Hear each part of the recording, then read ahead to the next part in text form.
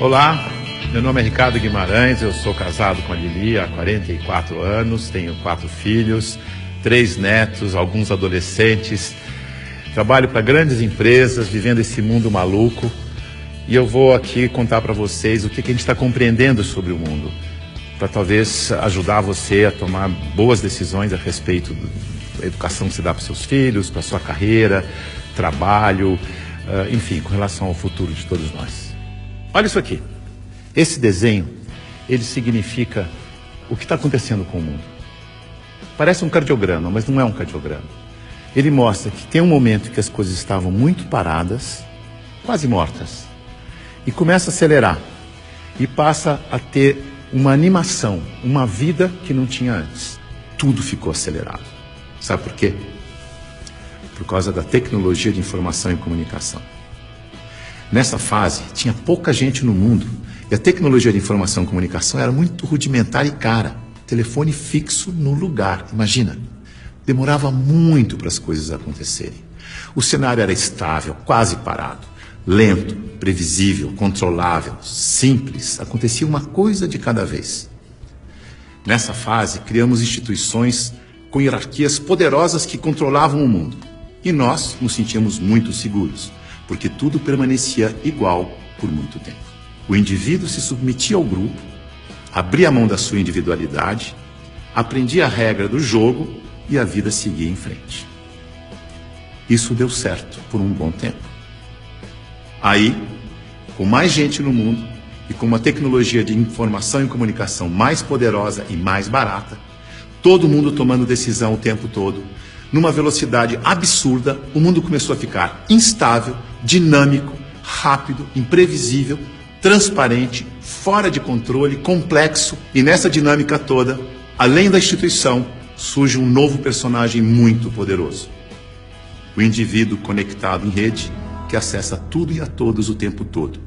Mobiliza pessoas, trabalha, produz conhecimento sem precisar das estruturas e da permissão das instituições.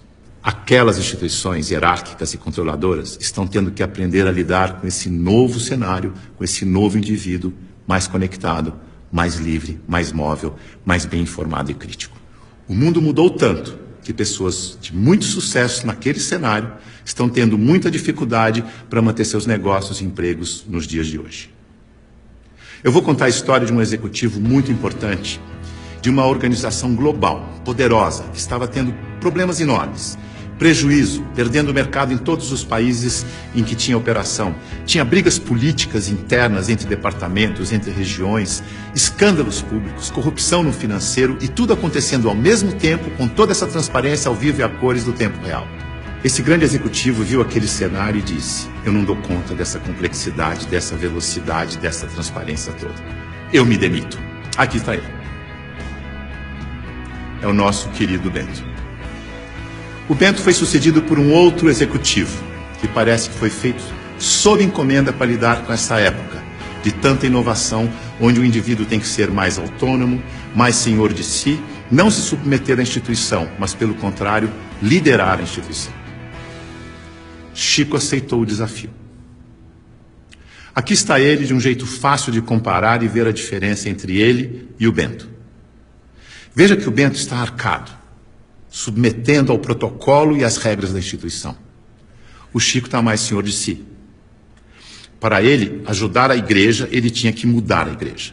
Para mudar a igreja, ele tinha que criticar e propor novas maneiras de fazer as coisas.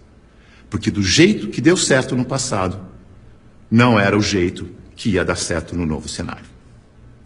E ele começou a criticar e a mudar tudo usando o discernimento, o bom senso e os seus valores, que são os mesmos da instituição.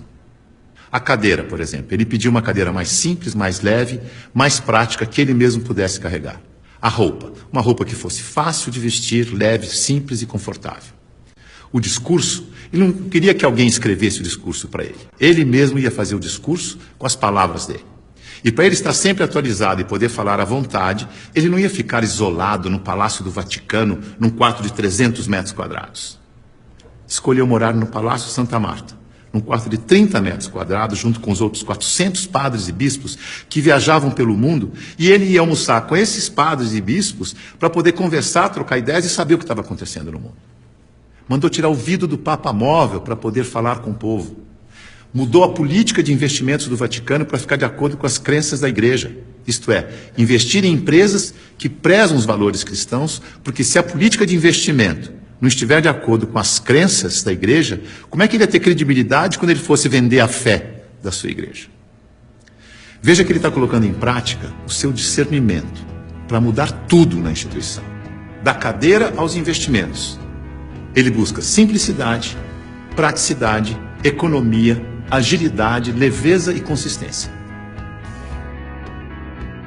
O Chico é um bom exemplo de sucesso neste novo cenário.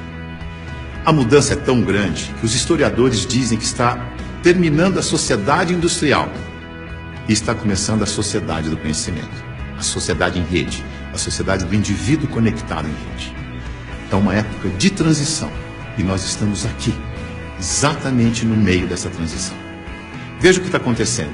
Neste ambiente estático, estável, a boa empresa funcionava como um relógio, uma engrenagem sem vida, isolada do ambiente, tic-tac, tic-tac, tic-tac, onde o empregado era uma peça da engrenagem. O futuro era igual ao passado. Na medida em que o ambiente foi ficando mais mutante, mais veloz, novidade a toda hora, imprevisível, a empresa tem que se atualizar, aprender e evoluir o tempo todo para não desaparecer.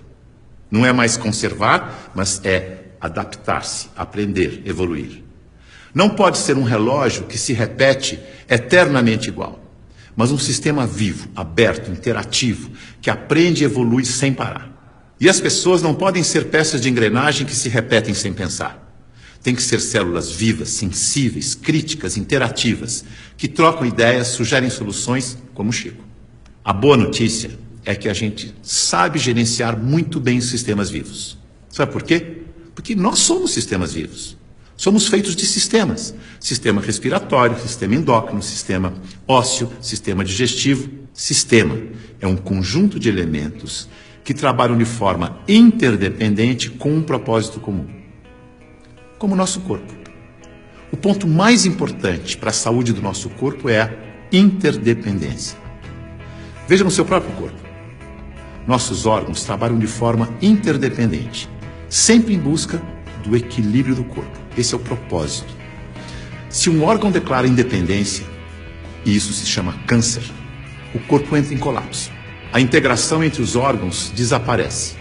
A energia do corpo se esvai, não consegue mais interagir com o ambiente, nem reagir aos estímulos. Como um sistema aberto, ele vai sucumbir ao cenário. Então, se você quer trabalhar numa empresa de sucesso neste cenário, ajude a funcionar como um sistema vivo aberto. Você sabe, porque você é um sistema vivo aberto. Mas aqui vão algumas dicas para ajudar. Use o seu discernimento, seu bom senso e intuição. Confie em você. Promova a integração e a interação, onde você estiver. Seja sensível a informações relevantes para aperfeiçoar seu trabalho e a empresa. E o mais importante de tudo, reconheça que a realidade é interdependente. E por isso precisa da participação de cada um e de todos para resolver os seus problemas. Lembre-se, a boa gestão da interdependência garante a boa saúde do seu corpo e da corporação.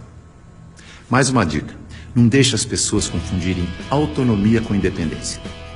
Autonomia significa que você tem consciência de que faz parte de um todo maior e por isso você pode falar pelo todo. Por isso pode ocupar cargos de responsabilidade na hierarquia. Independência é quando você não se reconhece como parte do todo e olha só para a sua parte, colocando o todo do sistema em risco de colapso. Independência ou morte deu certo no século passado. Neste século, o certo é interdependência ou morte. Veja a evolução das relações na empresa e no mercado. No começo, a hierarquia era absoluta. Poucos mandavam e todos obedeciam como crianças obedientes. Não tinha concorrente, mas precisava de canal para vender. Depois, a empresa cresce, a hierarquia permanece, mas as áreas passam a ter seus chefes. As crianças ficaram jovens e, como jovens, andam em tribos. Nós versus eles. As áreas competem o tempo todo porque precisam se afirmar como jovens. Essa é a fase da independência ou morte. No mercado, o concorrente aparece e obriga a empresa a olhar para o consumidor. Hoje a competição continua, mas vai ter que conviver com a cooperação para sobreviver nesse mundo mais veloz e mutante, em que a interdependência fica cada vez mais importante. Temos que amadurecer como indivíduos e olhar para o nosso interesse pessoal e do todo ao mesmo tempo. O Papa Chico, quando falou do meio ambiente na sua encíclica, ele não falou com os cristãos apenas. Ele falou com todos que vivem neste planeta, que ele chamou de a nossa casa. É isso aí. É nós, junto e misturado. Essa é a real. Esse é o futuro, com as pessoas mais valorizadas, mais bem informadas e fazendo melhores escolhas para suas vidas. Boa sorte.